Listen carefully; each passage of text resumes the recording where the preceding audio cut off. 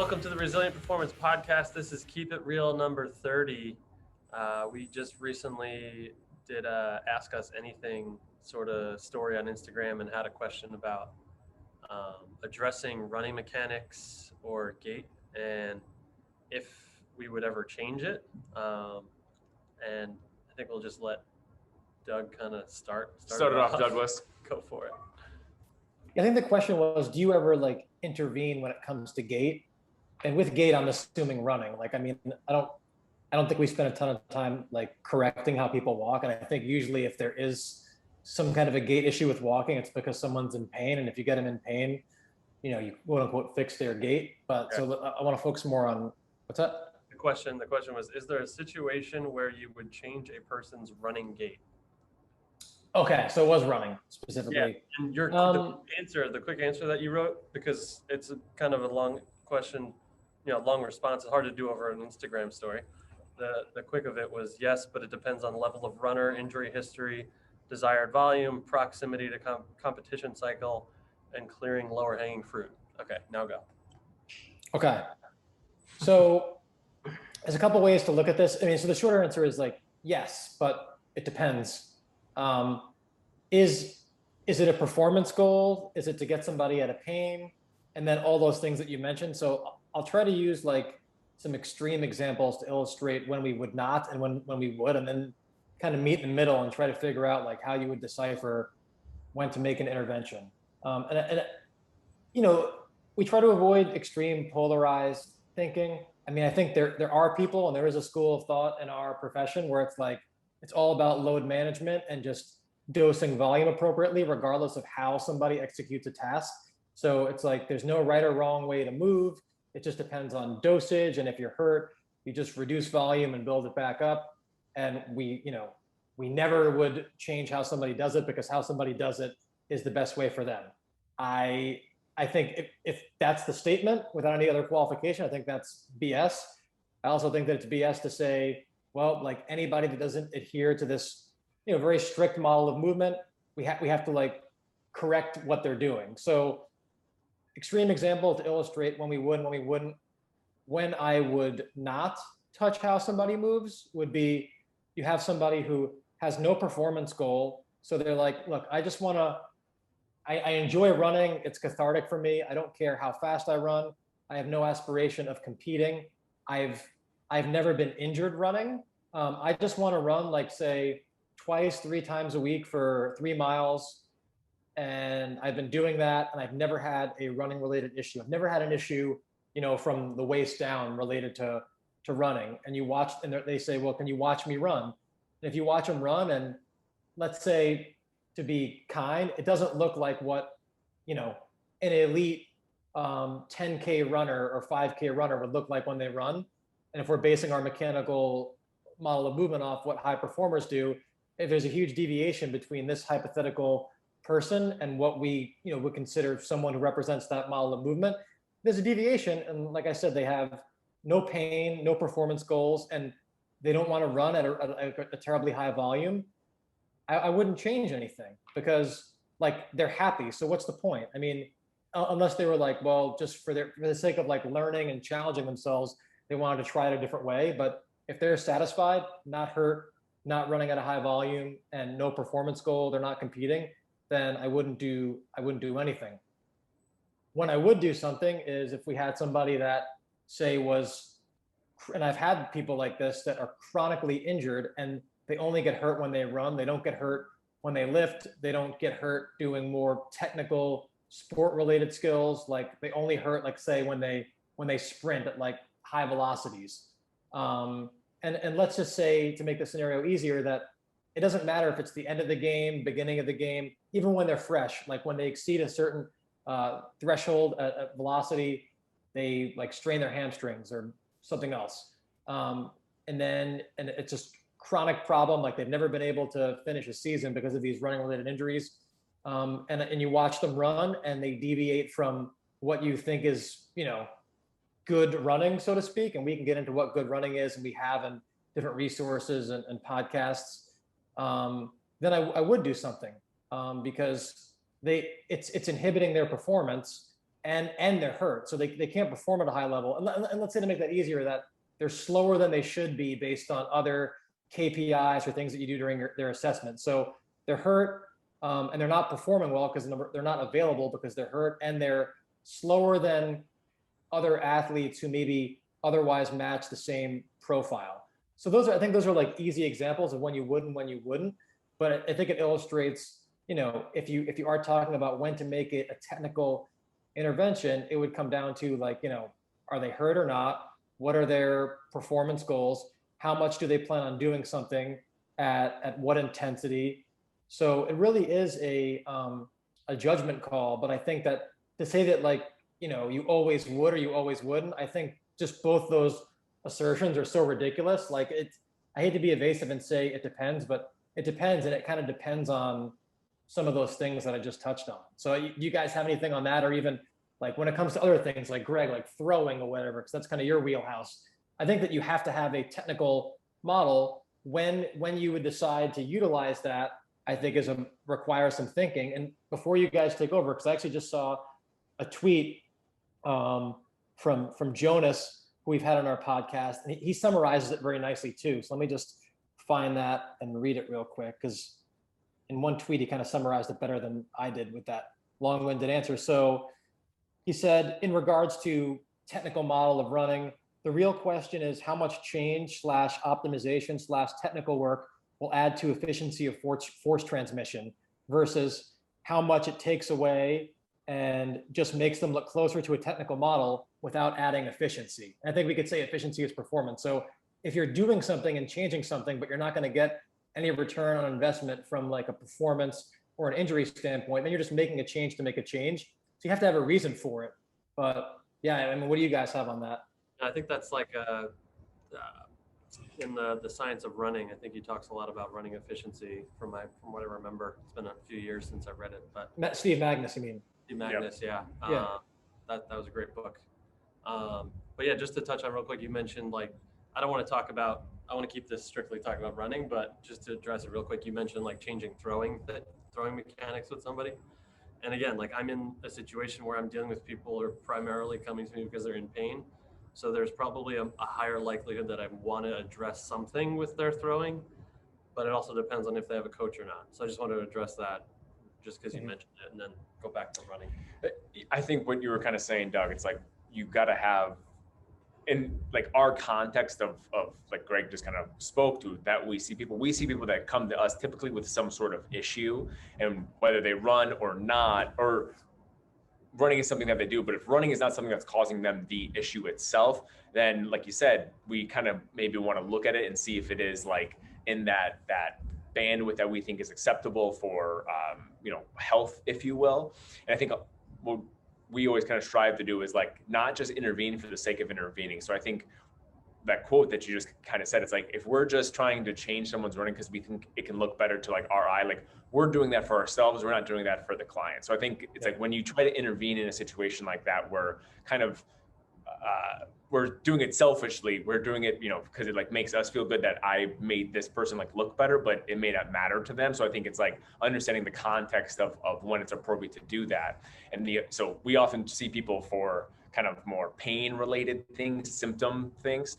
So if somebody's having symptoms with running, we 100% need to at least look at the running and see if that is an issue. And if it is an issue, because we do have a model of movement, we do have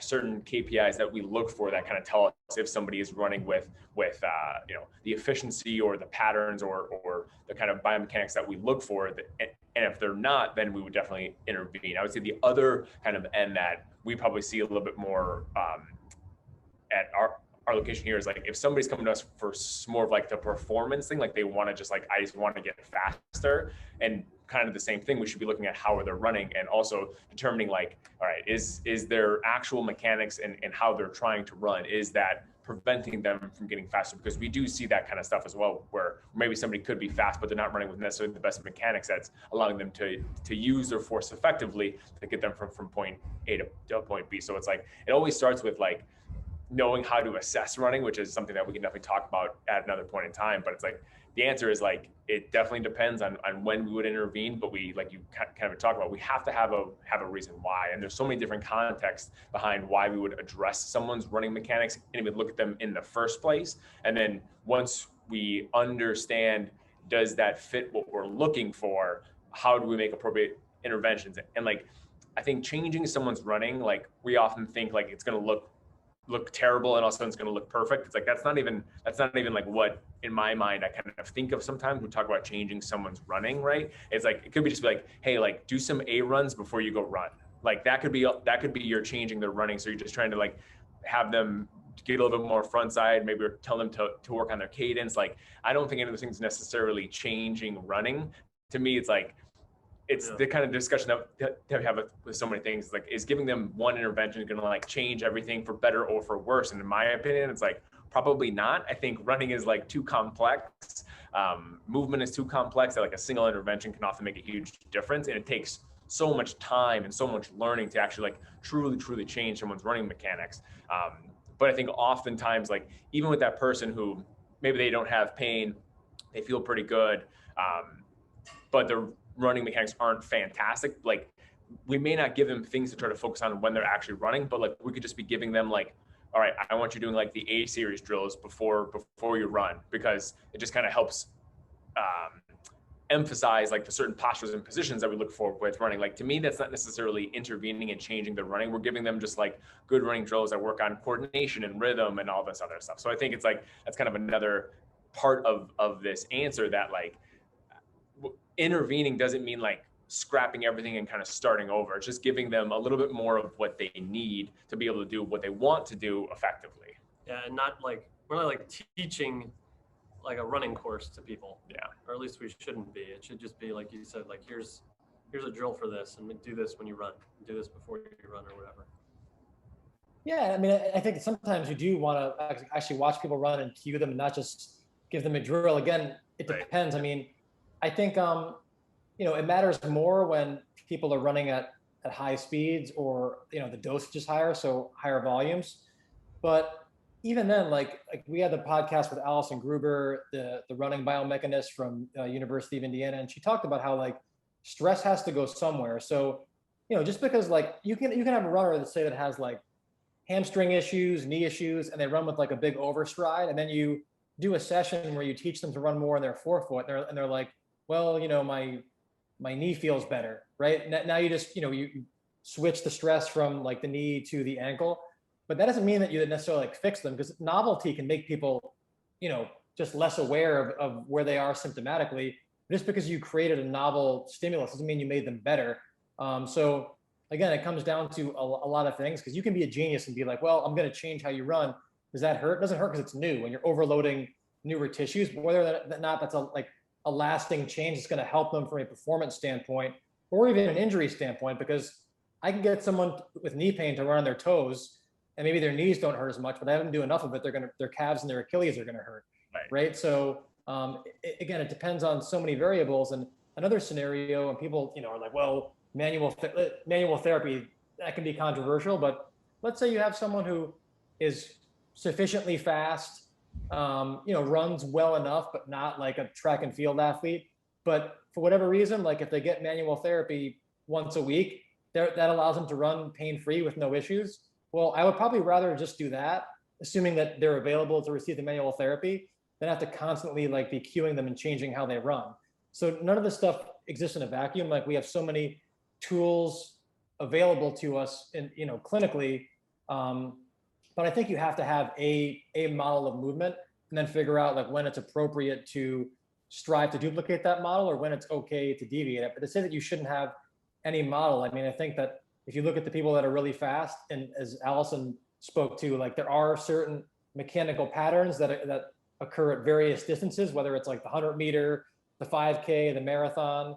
And, if you're an outlier, you have to ask yourself, well, why am I deviating from what the best people seem to be doing? And unless you're one of them, then, there's probably a reason why these patterns emerge and exist.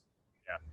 One thing that I've been kind of seeing a lot on like social media is, especially when it comes to the running stuff lately, I don't know if you've seen this as well, Doug, like the people that talk about what runners should be focusing on when they're running. Like, should they be focusing on like the scissor action of their legs and switching back? Should they be focusing on front side? Should they be focusing on backside? Should it be this or that? And like, when you watch the videos of what people kind of post about that stuff, it's like, ultimately, like, the running kind of looks the same regardless, or like kind of should look the same regardless of like which type of cue you're giving. So it's like, people are arguing like, oh, the switching's a bad cue because of whatever, right? They have like some sort of rationale for it. It's like, if you're getting your athletes to get into the positions that they should be, and their times are getting faster, or they're performing better, or they're feeling better, like having less pain with running, it's like, then the cue kind of like doesn't really matter. It's like the outcome of the cue is truly what matters. And we kind of end up focusing so much on like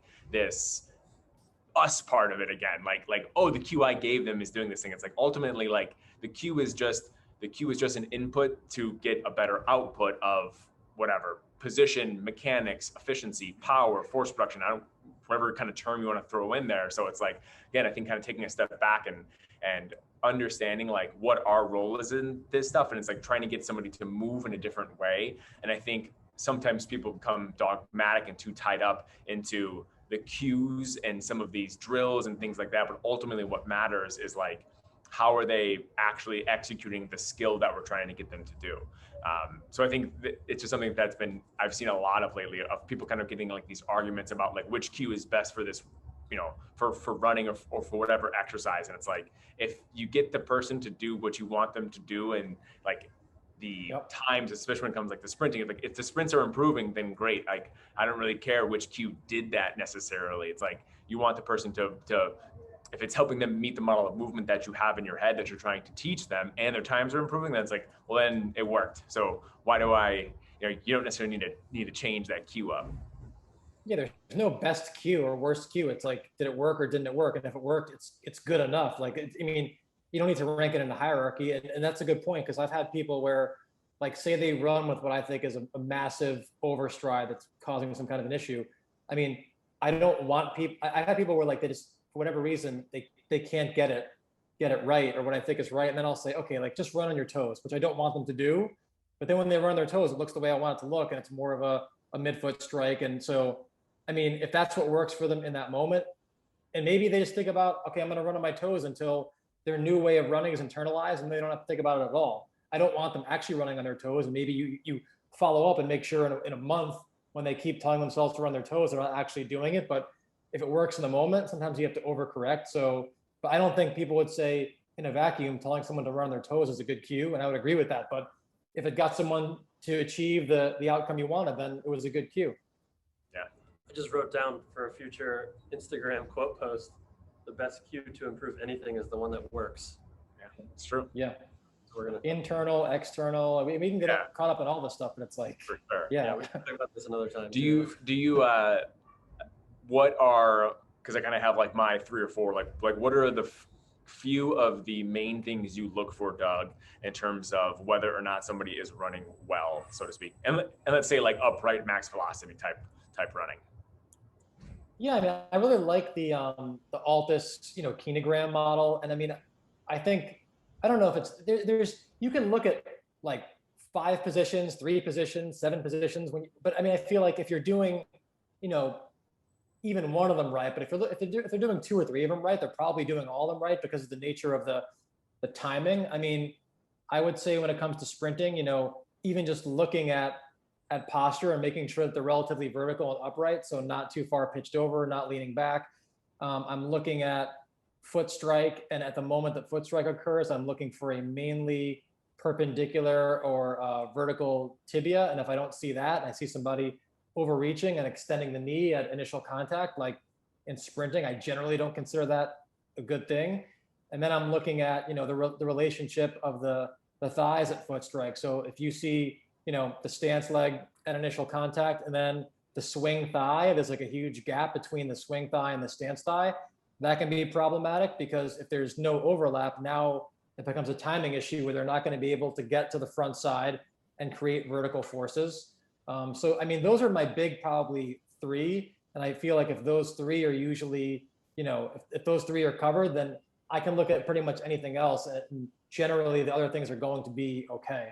What about you, and what are yours? Yeah, I think those are like three of the main ones. And I would say like, if you kind of, for people that can't like picture that in their head, it's like, one of the reasons Doug's kind of talking about that vertical tibia, it's like, where does that kind of put the foot down relative to the center of mass, like relative to the pelvis? Because it's like, especially with like slower running, not necessarily sprinting, like when you watch somebody just going for a run, it's like that distance that their foot is out in front of their hips. If their foot is really far out in front of their hips and they have that extended knee, then they probably don't have the vertical posture that you're talking about. They probably have that big leg between their thighs. So it's like that overstride, which we see with like the foot being really far out, is because of all those things kind of up that you're kind of talking about. So I think like I think for clients, like when I video them and I show them, like I kind of start with the foot, because they kind of think of their feet on the ground, because they've been taught. I mean, I always tell people, it's like most people have been taught, whether you're short and you have whether you're short and you have short legs, or you're tall and you have long legs, it's always like take long strides, because like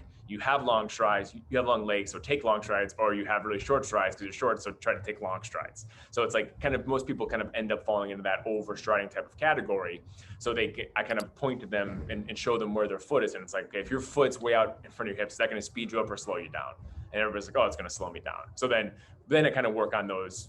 I like almost work backwards, and I go like, all right, well, because now your knees straight, now your hips are back, now your shoulders are forward, and then we could try to just kind of like reorient it from there, which is why it's like, you know, from an intervention standpoint, it's like just getting somebody to feel the posture and the positions of like an A series often helps like fix up 90% of those things. And it's like I was watching you last week when you were working with that Frisbee player. It's like, yeah, like try to make it like the A run on the treadmill. And it's like, oh, wow, that feels way different. It's like, it's not that hard to intervene sometimes. I think that's another piece of this whole answer, is a lot of times those, you know, it's like whether or not you intervene on something, it's like the intervening shouldn't be super, super complicated. It should be pretty simple things that we're trying to get them to focus on, very, very easy things, and not overcomplicate something that is very complex like running is. It's like, why do we need to make it complicated? It's like, stay tall, get your knees up, put your feet down, whatever kind of cues, you know, that work. Yeah, and with regard to drills, like people will say like, oh, drills don't work because it's not the real thing. But a drill is only as good as how you put it in context with the actual skill. So like a lot of people will do something like an A series, but I have people I work with who like I don't think they run well, but they've done like whatever in like high school track. They did the A series, but no one told them why it actually matters and like how it applies to the actual task. So just like a cue, a drill is only as good as like what context do you put it in, and how do you create the complete picture. And so like a drill is good if it achieved the desired outcome. It's bad if it didn't, right? Like why are you doing the drill? I think like the A series is generally pretty easy way to do that. So yeah, and I think of it running as almost like Olympic lifting. Like if you look at Olympic lifting and one position is off, what are the chances that everything else is going to look good? Because once you're kind of, in a cyclical movement, you're hitting certain positions over and over again. It's hard to change that without like totally resetting yourself. So yeah, I mean, it's when it comes to these timing based things, like you should be able to look at one or two key positions, and that should tell you a lot about everything else that's going on. I liked your point there of like giving people a context of why we're doing things in the drills. Cause I've had a client who I'm thinking of in my head who was a D1, like, 1500 meter runner, very, very fast, and had running goals, but had a bunch of kind of chronic aches and pains from running, and like ran fairly well with very kind of, I would say, relatively small things, like not a huge overstride, not this, not that, but going through the A series a ton and just drilling those and giving them context behind like why we do them. They were like, oh, that makes so much more sense. Cause like I've done these drills for, all of high school, all of college, but our coaches never really explained like why they matter. So everybody kind of goes through them half-assed and doesn't really pay attention. And there's very low intent on their side of it. So then the kind of like transfer, if you will, into the actual skill of running is almost none, because it doesn't matter to them. They don't really understand the rationale behind it. So I think like educating people appropriately and not trying to, again, overcomplicated, trying to keep it simple and understand like, yeah, can you feel how you're really upright in this position with your hips are kind of underneath your shoulders? That's what we're trying to carry over into the running. That's why we practice this drill. Like very simple things like that make a big difference for clients. Yeah, another part of the educational piece I think is filming, right? Like we film a lot, and I will show someone like, okay, here's what you're doing. And then I use the same videos all the time. Like I have a slow motion video on YouTube of Usain Bolt and everybody in his heat. And then for people that are more distance inclined, I have a slow motion video of Shalane Flanagan. And I'm like, here's what you're doing. Here's what they're doing. Obviously, I don't expect you to do it as well as them, but it's just to illustrate some of the principles of it. And then when they see it, they're like, oh, like that makes a lot of sense. And then without sometimes you even having to do a lot of drills or cues, when they see it, they're able to kind of in their own mind create their own cues and duplicate it. And the point that you made about, I think, stride length is a good one, because even educating somebody on, most people that I know have been taught if you want to run faster, they should be lengthening their stride. But lengthening the stride is really not a consequence of deliberately trying to do it. It's a consequence of putting more force into the ground vertically. And I'll say, like, stride length is not about how far in front of your center of mass you reach. The definition of stride length is how far does your center of mass travel, from one phase of the gait cycle until that same phase in the next cycle. So when you talk about stride length as a product of center of mass, horizontal displacement, then it makes a lot more sense that you're not just trying to reach in front of you, because you can reach in front and have your center of mass not move forward at all. So, and then when I show people, like, all right, if you watch both, like vertical force, notice the flight time that he gets, that allows him to, recycle his limbs in the air so that his center of mass can travel forward. It's like, oh, that makes sense. So, and I'll do the whole, like, give the high school physics lesson. If you put force into the ground at a diagonal, the ground's going to push back the opposite diagonal, and that's going to have a vertical and a horizontal component to it.